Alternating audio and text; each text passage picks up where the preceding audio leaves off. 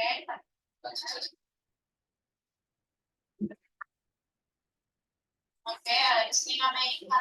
Assalamualaikum warahmatullahi wabarakatuh. Kembali lagi bersama saya Janet Irawan dengan NIM C1C02105 dari Prodi S1 Akuntansi Fakultas Ekonomi dan Bisnis Universitas Jambi. Baiklah, pada kesempatan kali ini kita akan membahas sebuah judul dari mata kuliah akuntansi syariah, yaitu tentang kerangka dasar penyusunan dan penyajian laporan keuangan syariah dengan dosen pengampu Dr. Wirmi Eka Putra, SEMSI, CIQNR, CSRS.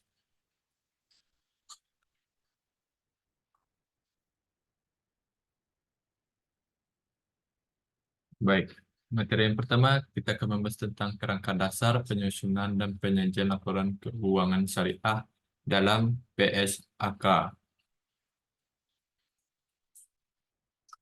Kerangka dasar ini menyajikan konsep-konsep dasar yang menjadikan landasan penyusunan dan penyajian laporan keuangan syariah. Kerangka dasar ini memberikan pedoman bagi penyusun standar akuntansi syariah serta acuan bagi penggunaan laporan keuangan syariah. Pada dasarnya, proses akuntansi dimulai dari identifikasi kejadian dan transaksi hingga penyajian dalam laporan keuangan. Proses tersebut memerlukan sebuah kerangka dasar penyusunan dan penyajian laporan keuangan yang terkonseptual secara akuntansi.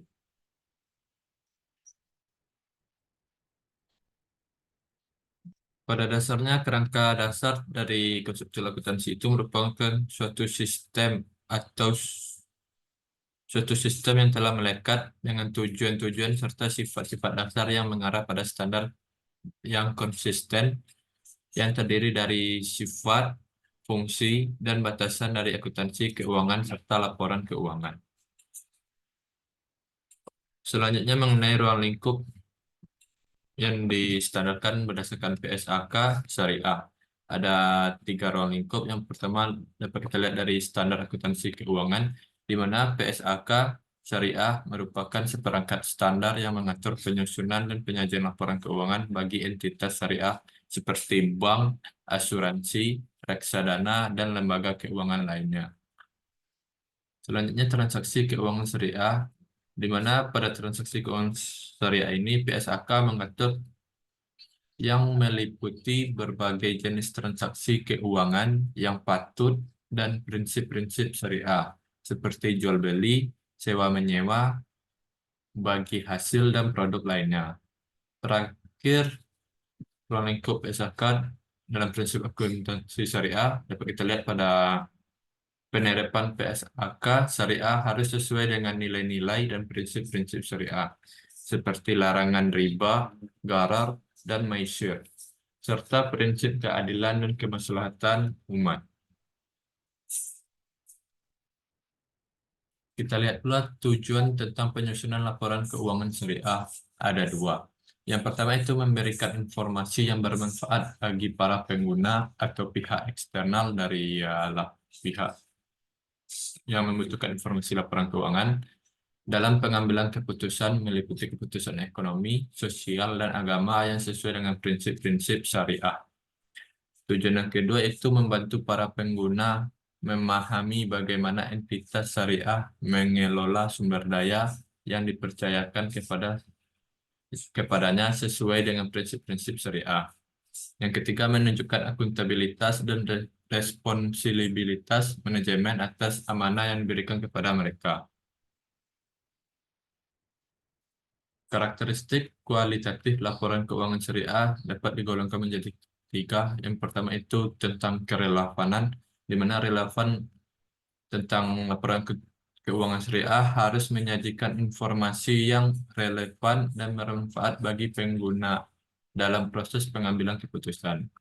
Yang kedua, dapat diandalkan informasi dalam laporan keuangan syariah harus bebas dari kesalahan material atau kebiasaan serta menyajikan dengan jujur apa yang seharusnya disajikan. Yang ketiga, dapat dibandingkan, yaitu laporan keuangan syariah harus dapat dibandingkan antara periode sebelumnya atau periode untuk mengidentifikasi tren, serta dapat dibandingkan dengan entitas lain untuk mengevaluasi posisi keuangan, kinerja, dan arus kas. Komponen laporan keuangan syariah terdiri dari beberapa komponen utama, termasuk itu komponen neraca, laporan laba rugi, laporan arus kas, dan laporan perubahan ekuitas, di mana pada setiap komponen menyajikan informasi keuangan yang penting bagi pemangku kepentingan atau bagi pemangku informasi masing-masing komponen untuk menilai kinerja dan posisi keuangan entitas syariah. Pengakuan dan pengukuran unsur laporan keuangan. Di dalam PSAK syariah, entitas harus mengakui unsur-unsur laporan keuangan berdasarkan kriteria tertentu. Pengakuan ini dilakukan saat entitas memenuhi definisi dan kriteria pengakuan untuk unsur tersebut, yaitu unsur syariah. Pengukuran unsur laporan keuangan dilakukan dengan cara atau dengan menggunakan basis akrual dan mengacu pada prinsip-prinsip syariah. Entitas harus mengukur aset, liabilitas, pendapatan, dan beban berdasarkan nilai wajar, biaya perolehan, atau dasar pengukurannya yang sesuai dengan prinsip syariah. Selanjutnya kita lihat tentang penyajian laporan keuangan syariah. Dari bentuk laporannya itu, laporan keuangan syariah disajikan dalam bentuk laporan posisi keuangan biasa, laporan laba rugi, dan penghasilan komprehensif lainnya, laporan perubahan ekuitas, dan juga laporan arus kas. Bentuk laporannya pada dasarnya sama dengan bentuk laporan keuangan konvensional. Dari periode pelaporannya itu laporan keuangan disajikan secara tahunan atau kuartal dengan periode yang konsisten dan dapat dibandingkan dari tahun ke tahun.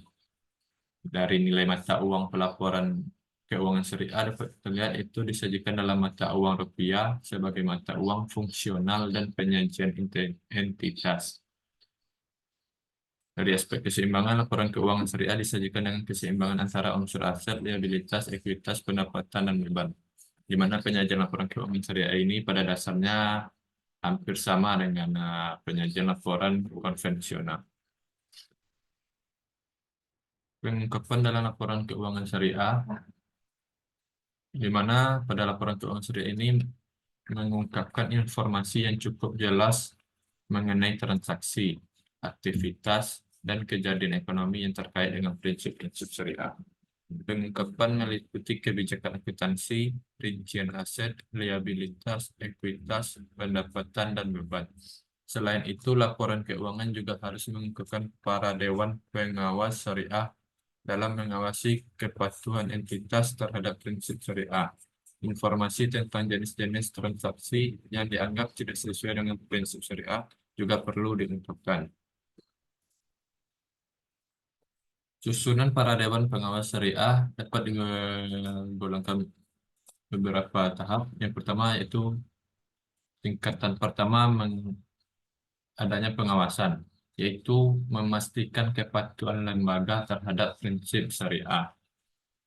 Di bawah tingkatan pengawasan yaitu pemberian saran yang bertugas memberikan saran dan nasihat kepada manajemen. Dan yang terakhir ada penelaan, yaitu menelaah dan mengkaji produk serta jasa lembaga. Dewan Pengawasan Syariah memiliki peran penting dalam memastikan kepatuhan lembaga keuangan syariah terhadap prinsip-prinsip syariah.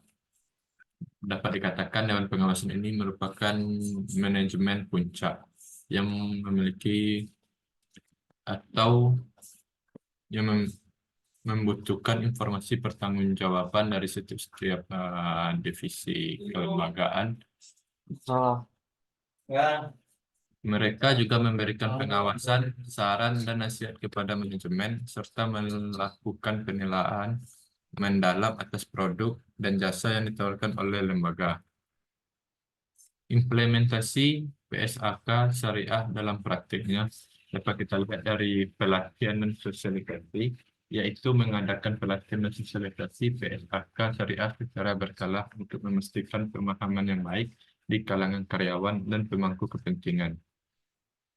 Selain itu, dapat penyesuaian sistem dan prosedur. Melakukan penyesuaian sistem dan prosedur ini sesuai dengan standar akuntansi syariah, termasuk penyimpanan sistem teknologi informasi yang memadai. Selain itu, ada juga para Dewan Pengawasan Syariah harus memastikan pengawasan dan peran aktif Dewan Pengawasan Syariah dalam proses penyusunan dan penyajian laporan keuangan syariah. Baik, sekian materi yang dapat kita bahas pada kesempatan kali ini mengenai tentang kerangka dasar penyusunan dan penyajian laporan keuangan syariah. Jika ada salah dan janggal, saya mohon maaf. Kebenaran hanya datang dari Allah Subhanahu wa Ta'ala, dan kesalahan hanya datang dari diri saya pribadi. Oleh karena itu, saya pamit undur diri. Wassalamualaikum warahmatullahi wabarakatuh.